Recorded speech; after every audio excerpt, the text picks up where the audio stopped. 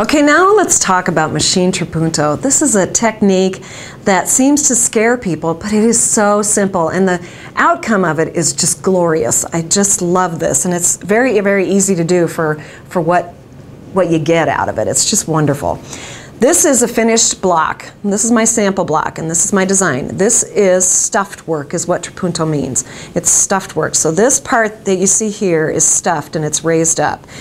And then I used a variegated thread to fill in around it. To make the trapunto really pop, if you fill in the outside with some really close filler, it makes it even that much more wonderful. Let me show you the steps that it takes to get to there. What I have is this would be your regular quilt top, and I have marked a design on here. Now, marking versus paper on this situation is something that depends on your sewing machine. If you have a presser foot pressure gauge on your sewing machine, which means you can raise your presser foot up and give a little bit less pressure on there, then you can get by with using paper. But because we're using some extra layers of batting, it raises it up, makes it more puffy, and if you don't have that way to raise that presser foot up, it'll rip your paper. So I have drawn this on here for now. So this machine does have the presser foot pressure gauge, so I could probably use paper, but it's one of those things you kind of need to be aware that it could be a possibility of a problem, but not that big a deal. So what I need is my quilt top, and this is before you're ready to quilt it. This is just when you've got the quilt top in its raw form, and then I have 2 layers of batting that go underneath it. And I have found that batting that has either 20–30% polyester in it or 100% polyester works best because it really makes it much more puffy than just a regular cotton. And I lay that batting underneath that design. It doesn't have to be anything perfect, you just need to cover the design with both layers of batting. So you line that up underneath there. Put this in the sewing machine with wash away thread on the top of the machine. This is water soluble thread, and it melts away with water. So you put this on the top of your machine, put any kind of regular cotton in the bobbin, and I typically put a cream color or something that's going to match the color of my batting in the bobbin. Just regular cotton thread in the bobbin. You don't need to put the wash away in the bobbin. So this is on the top of my machine, and I stitched this design just with the batting and nothing else underneath it. So you actually put this in the machine just with batting underneath it, no other fabric underneath there. And then stitch that completely. And here's one that's been started stitching. So I've stitched this much of it, and as you can see on the batting, I've used yellow thread so you can see it a little bit better. And this is stitched with the batting underneath. Very, very simple, and it's got wash away thread on top. And then here's one that's completely stitched with the wash away thread. Now the back of this, once you get it stitched, this is where it takes a little finesse, but it's doable. I like these applique scissors. They seem to get down to the point, and yeah, I have tried many, many different kinds of scissors, and that's what you'll want to do too, to find the pair that works for you. It took me a long time to figure out which one works for me.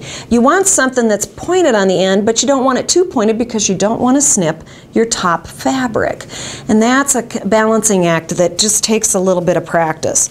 But what I do then is I put my fingers underneath where I want to snip this, and I just snip this batting away from wherever I don't want it to be stuffed.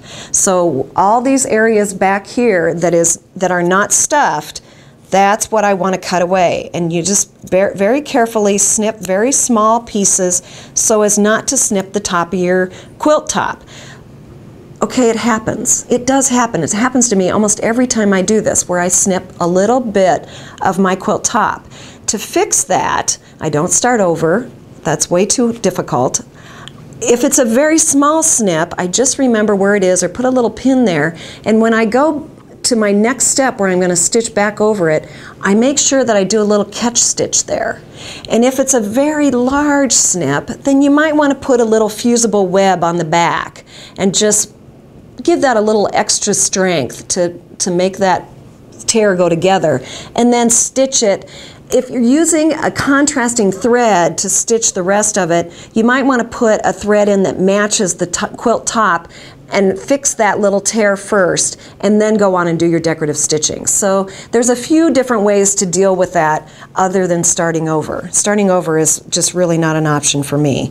So you continue snipping this, and you need to get right down into those little corners and snip away. And with my finger underneath here, I can kind of feel that my scissors are between the quilt top and the batting, so that you're not getting into your top and you're not snipping that top.